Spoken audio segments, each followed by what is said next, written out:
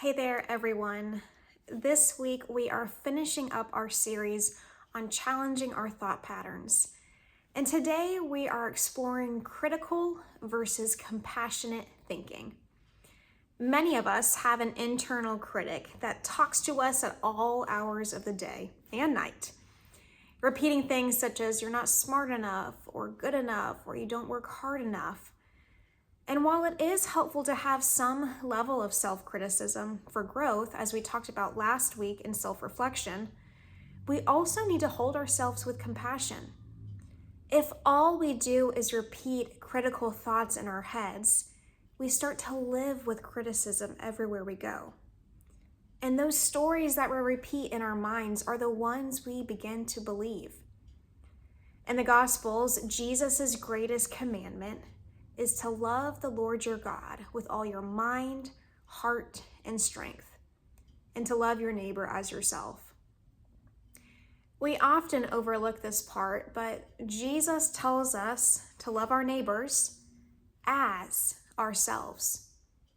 We've got to have self-compassion if we're even able to have compassion for other people. Compassion for ourselves and for others really is contingent upon each other. I believe that the world is hard enough without our own thoughts beating up against us and fighting us all day. And there are so many more important battles we could be fighting than those ones inside our heads. One helpful tool I use for turning our internal thoughts of criticism to thoughts of compassion is by speaking to ourselves like a child. It might sound silly, but one of the exercises I have done is I take a picture of young me, young Emily, something like this. This is one of my favorites, actually. And I practice talking to myself as I would if I were speaking to this little girl. I wouldn't tell this version of Emily, "You don't fit in," or "You're not smart enough," or "You're not a good enough daughter or wife or sister."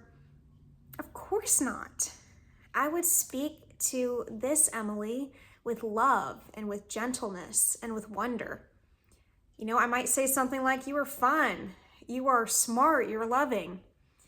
And this small practice reminds me to nurture and care for that child inside of me, to treat her with love and patience and compassion.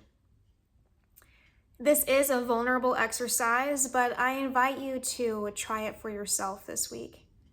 The more we practice self-compassion, the more natural it will become. I'll see you soon.